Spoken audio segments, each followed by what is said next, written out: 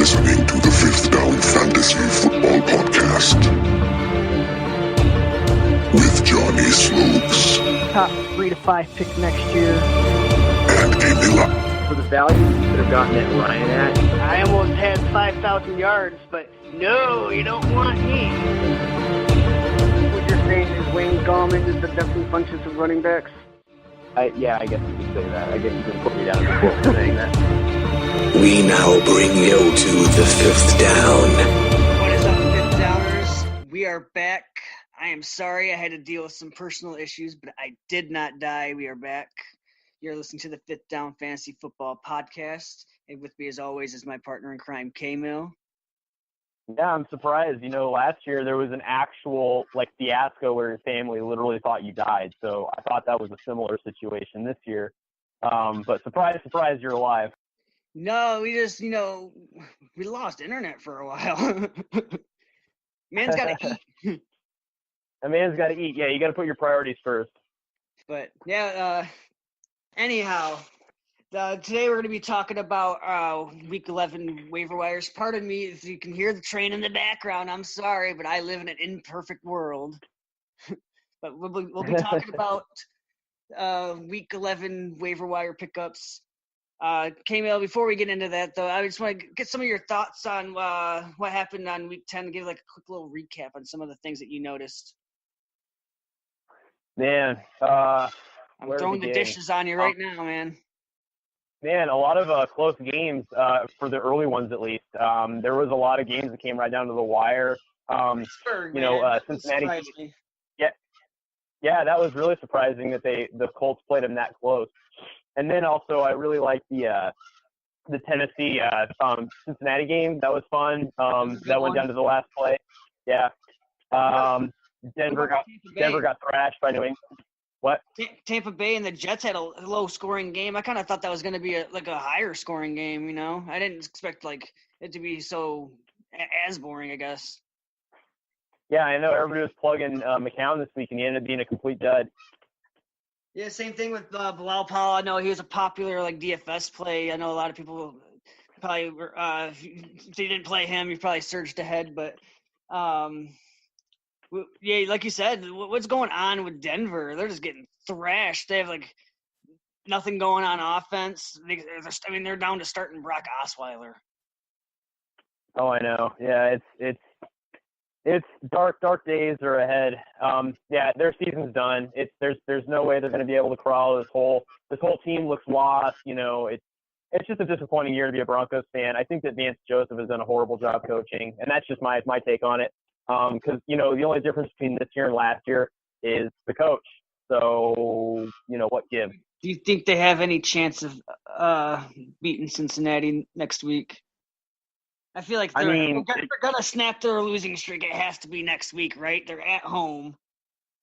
Yeah, it's at home. It's against an equally shitty team in Cincinnati, so there's that. But at the same time, I'm not holding my breath. In fact, the last 2 weeks, I've just kind of watched Broncos games, and I just cringe until halftime, and I'm like, I can't watch anymore.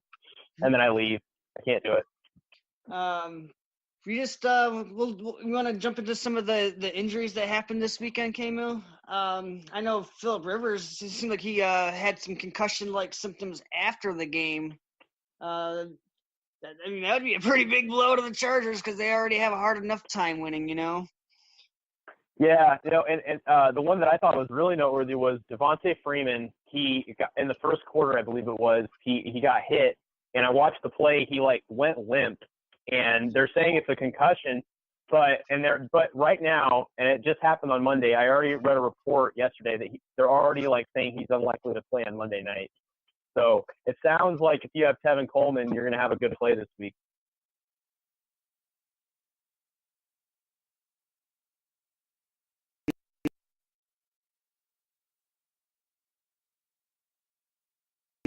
So Freeman, Tevin Coleman is the guy. Yeah, they were giving a lot of carries to Ward as well. To Ward. Yeah. So that could be another pickup, Yeah, it depends on how desperate you are, but definitely the guy to own is Tevin Coleman. I'm sorry, not Tampa Bay. Atlanta seems hesitant to give him a full, like, 3-down workhorse role. But they like him on early downs, and he's explosive when he gets carries. So, Yeah. And also keep in mind the game flow was well on their side in that one, so they were able to give a lot of carries, yeah. Also, I want to talk I still want to talk a little bit more about that Phillip Rivers concussion. Do you think that will keep him out this week, or do you think he'll be able to play? Hard to say. I don't really know. Actually, I didn't see about the concussion because he was in until the end of the game. So yeah, that is the strange part, because he said that he felt the symptoms less than 24 hours after the game. He started feeling the symptoms, so that does have like a little bit of cause of concern for me. yeah, I mean the Chargers, they're not going to do anything in the AFC West anyways. I don't think it really matters in the grand scheme of things. But I mean, who knows? I mean, I'm saying in the short term, that could really affect like guys like a lot of Keenan Allen owners, Yeah, well, and think about it too. I mean, who are for that last playoff spot? You need every win you can get, Yeah.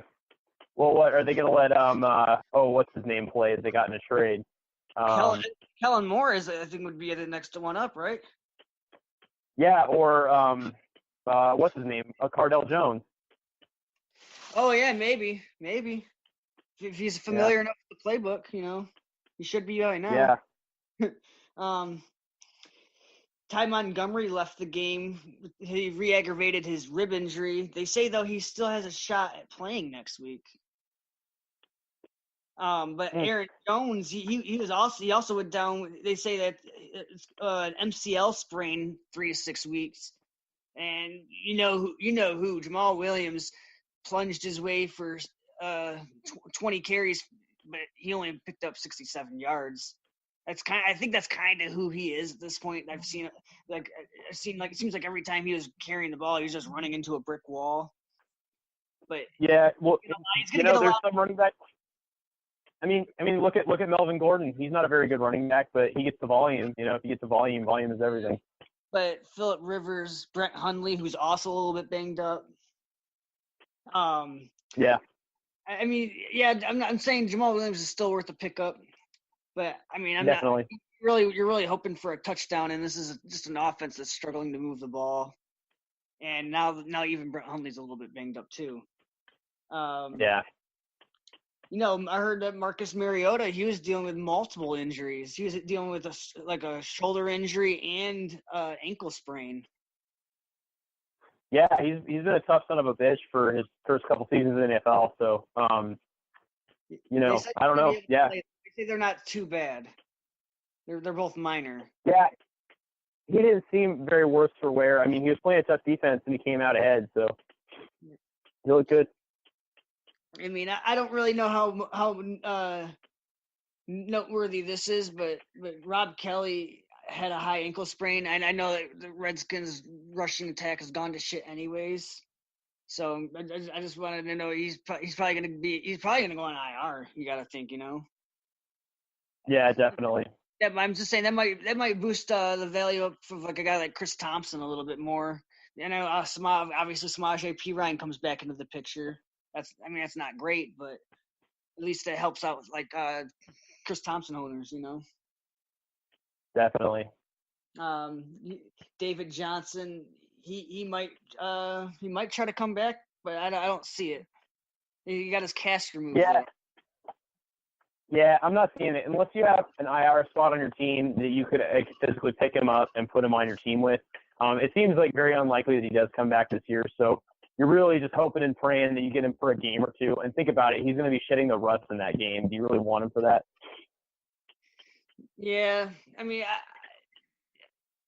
I'm fading. Yeah, I'm fading too. Let's jump into the quarterback position. We're just gonna be talking some streamers at this point. There's not a whole lot of options out there that I do like for Week 11. I mean, there's a couple though. What do you think about Eli Manning? Is he just bad at this point? But or can you still trust him against Kansas City? He's 51% owned. Man, I don't know. I mean, it depends on what you're looking for. If you're looking for a guy to get you through a tough bye, then I guess he could do it. But, I mean, and it's got to be in a plus matchup, or else I'm not even – but he's almost unstartable. But, he didn't do too bad against San Francisco. It just seemed like literally like Sterling Shepard and Evan Ingram acted as a complete target backings for him. Like at the end of the game, I was so pissed off because the team I was playing in fantasy had Sterling Shepard, and I'm like, will he stop fucking throwing to Sterling Shepard? He did it repetitively. Oh my god, yeah, it was every fucking play. It was for fucking for 6 plays in a row. It was Sterling Shepard, Sterling Shepard, Sterling Shepard, and I'm like, fucking stop the bleeding, stop throwing to him. But you gotta figure that's all he has. That's really all he has. I mean, he's gonna throw that many times like Tavares King? I don't think so. Is he gonna? You got Evan Ingram. I think Evan Ingram was targeted well too. Yeah, Roger Lewis was there too. He didn't really get targeted. I mean, bottom line, I think Eli Manning is just kind of a guy that, if you're desperate. But now a lot of teams should be through their buys now with their quarterbacks.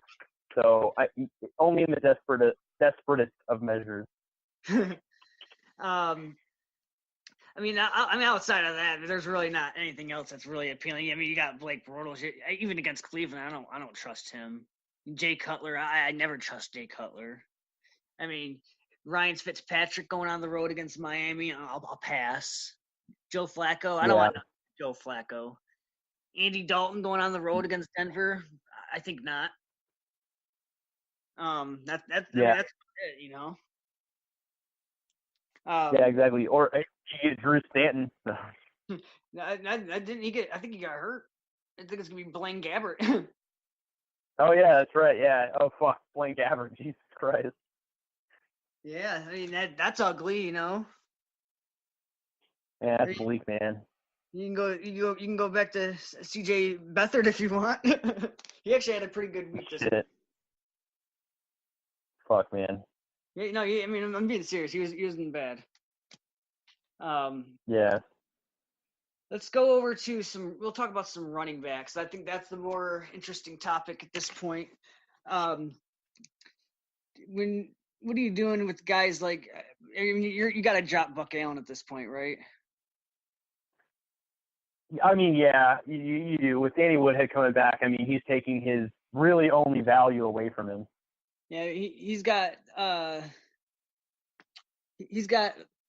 games of 5 or more receptions, but that's gonna, like you said, gonna go away once Danny Woodhead comes back. That was his main thing. He's got 3 games of 15 plus points, but he got 5 games of under 10 points. It seems like every time they go into a losing mode, that's when he wouldn't get as many carries. You know what I mean? Yeah, it just goes into a shell. And then Tarek Cohen, he's still 53% owned. Why are people still owning this guy? Yeah, it's clearly been proven that he just doesn't need to be owned at this point. He doesn't really provide any good value. And John Fox has proven time and time again that he's physically inept from creating a good game plan. He literally just has one workhorse back, and he will continually feed them. And he won't utilize any of the other weapons on his team, so you've been warned. Guess how many touches he had last week? I mean, I want to say that I get less than 3. Yeah, he had 2. Oh, cool.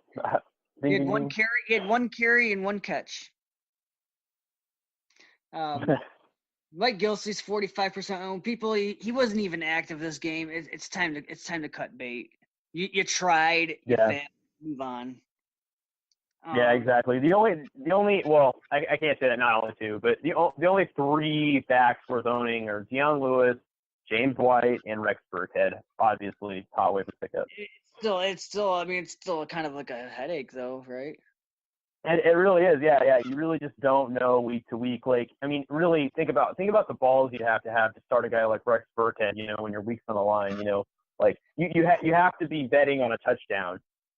Rex Burkhead though is he's the most appealing of the 3 to me though, just because definitely he fits the bill. Yeah, he's finally healthy and he's starting to get more work. He actually led the team in snaps this past weekend.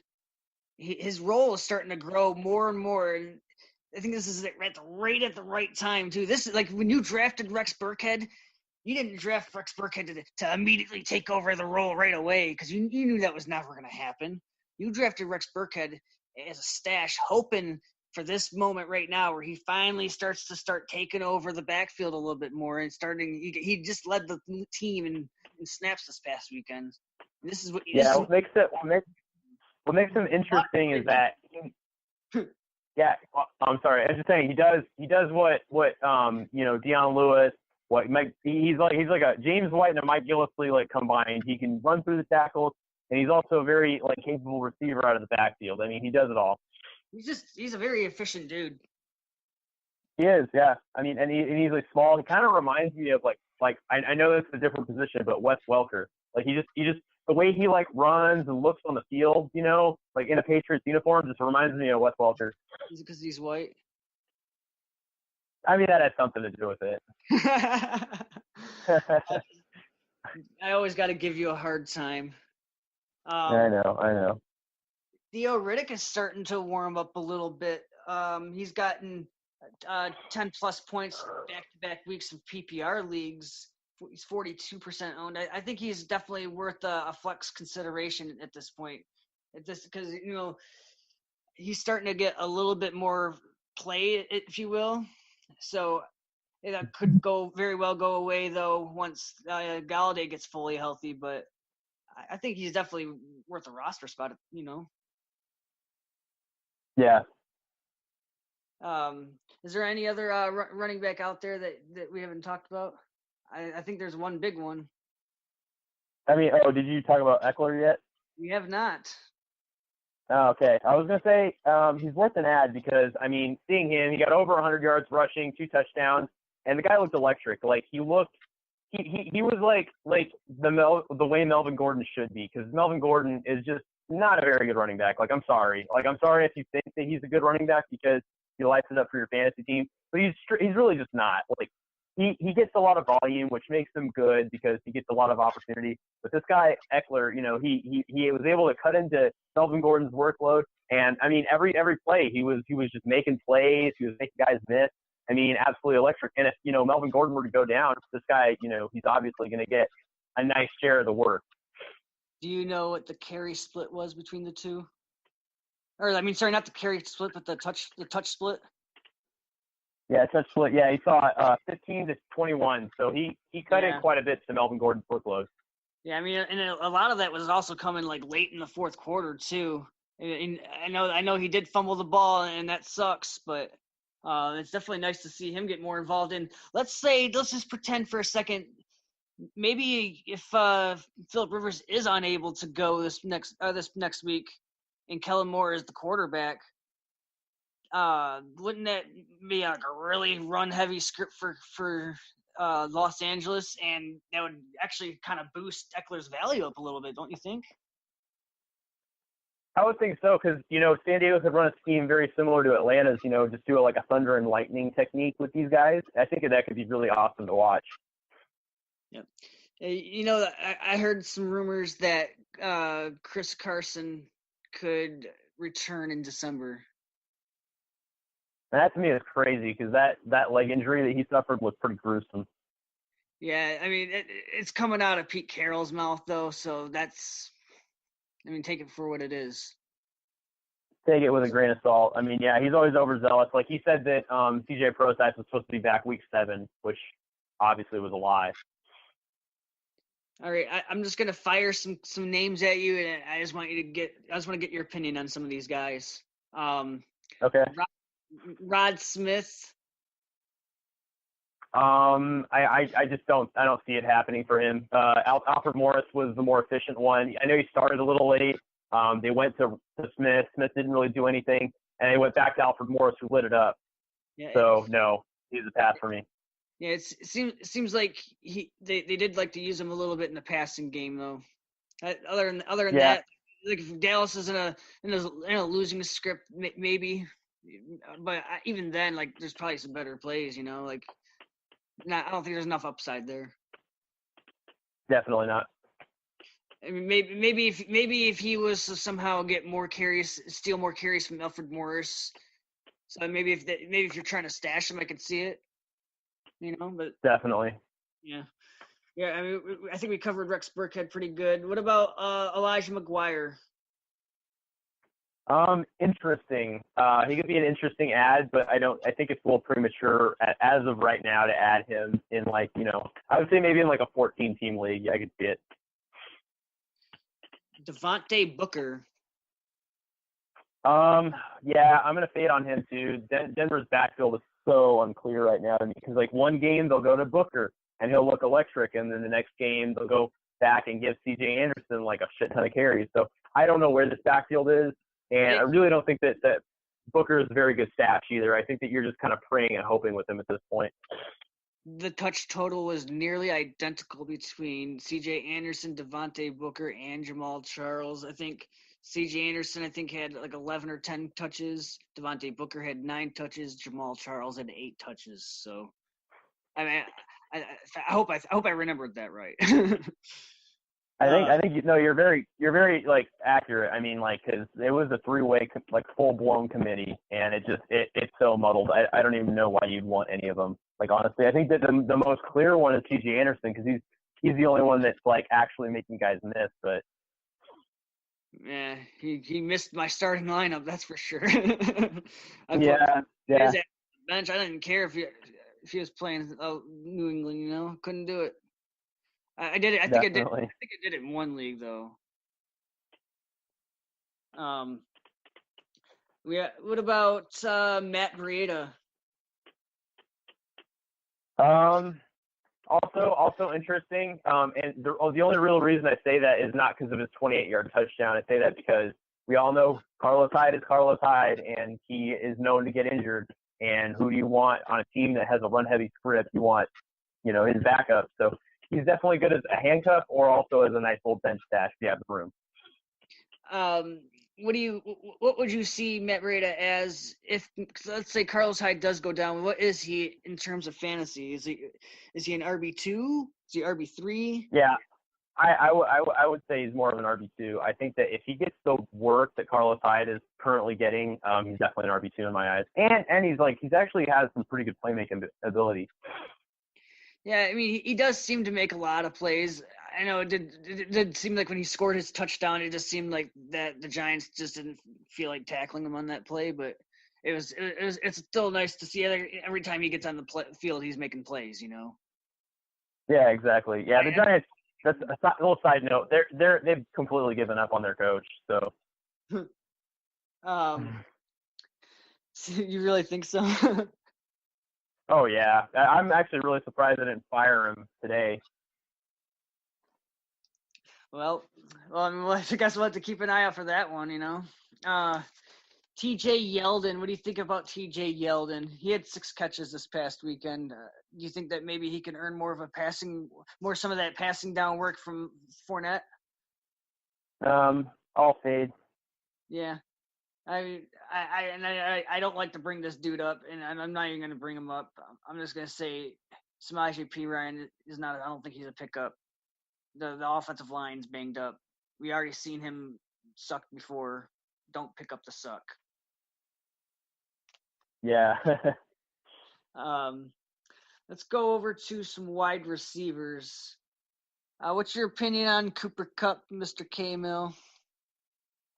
Starting to come around on him. I'm actually starting to come around on Los Angeles. I love talking shit about them, but I think I've gotten to the point now where I kind of have I gotta kind of eat it now. They'll probably make the playoffs, right? No, they will. I'm just so confuzzled. I don't understand. It's just such a paramour to me. So Jared Goff last year was completely horrible. I was like, wow, bust, and then this year, even against tough defenses, he's making them look silly. I'm like, wow, maybe they do have their shit figured out. I mean, it had to have been Jeff Fisher, right? I mean, yeah, I wouldn't put it past him. He's a horrible coach, but at the same time, I think the coach has a lot to do with it. I don't know. I want to see next year and see where that goes, because Jared Goff is now very interesting to me. Yeah, I think maybe they put him in a system that just he felt comfortable with. Maybe he just picked it. He's obviously picking it up pretty fast. Yeah. As far as Cooper Kupp goes, he's 54% owned in Yahoo leagues.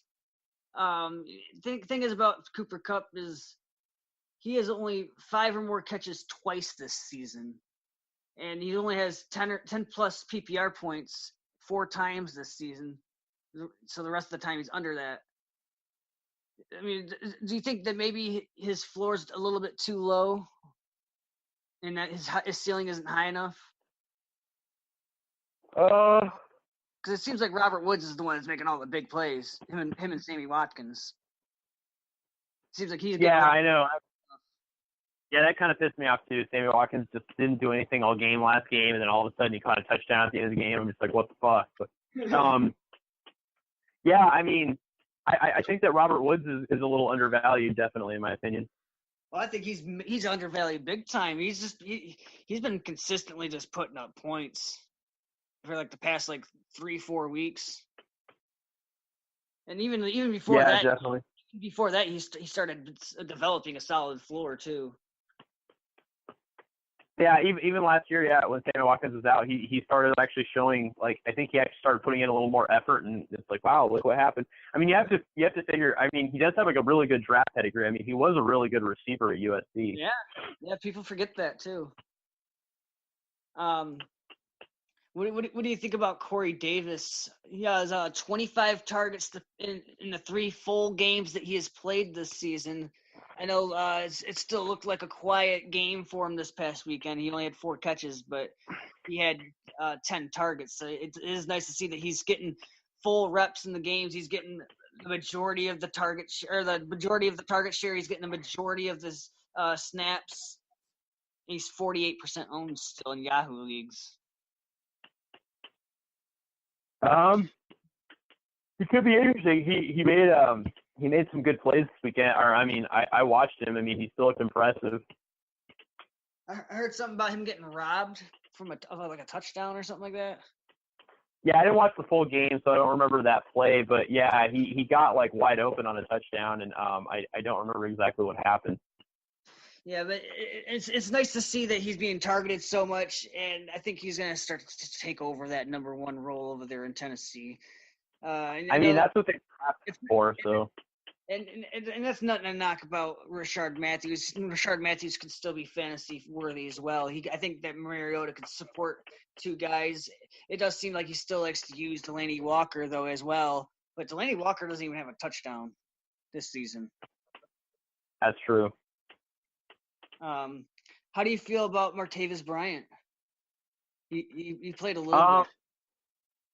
He did. He played a little bit, but at the same time, I mean, Juju Smith-Schuster has been so impressive. I mean, I don't see Martavis Bryant going up any higher in the pecking order than number 3 at this point in time. Yeah, I mean, I feel like Juju supplanted him, and if you're rostering Martavis Bryant, if you're picking him up, I mean, you're not using a high waiver claim on him. You're not using any kind of waiver claim. You're just gonna wait for first come first serve. And if you're really that desperate to play him in your lineup, you're just hoping and praying for the home run, at this point. Yeah, that's really all you can pray for, is that he catches a long touchdown, gets on a design play and hits the end zone, You're playing this one. You're playing him if you're like a major underdog or something, Yeah, or you're very desperate on a bye week. Or you're just like the last place team. Yeah, or that too. or you're just a dumbass. Alan Hearns, he's 36% owned. I think people have been picking him up, using him, and dropping him all season. He's never really been over 50%. He's always just been that waiver wire guy. But he went 7 for 70 off 9 targets. It's just that guy that he likes to chuck underneath. BB just likes to chuck underneath to Alan Hearns, especially late in games. Yeah, no, I think the guy that's more impressive is Marquise Lee. I think that he's definitely the guy to own in Jacksonville. I'm not too high on Allen Hurns. I think it depends on how deep of a league you're in. But yeah, he's kind of a guy that you can use for, to plug in for your buys and also, like on good matchups, I guess, if you're like getting really creative with your roster. Are you buying Josh Gordon returning at all this season? Man, he's burned me so many times. Every year I always wait on him, and I'm just done. Like I've washed my hands of him. Like I just don't care anymore. Like I know that there's other people that are rushing to the waiver wire to go get him, and I was like, you have him, you take him. I was like, you're gonna be able to use him for what, a max of 3 games because back in week 13. I mean, I don't really care. I mean, he apparently he ran a 4.35 40. I mean, think about it this way. We're in week 10 right now.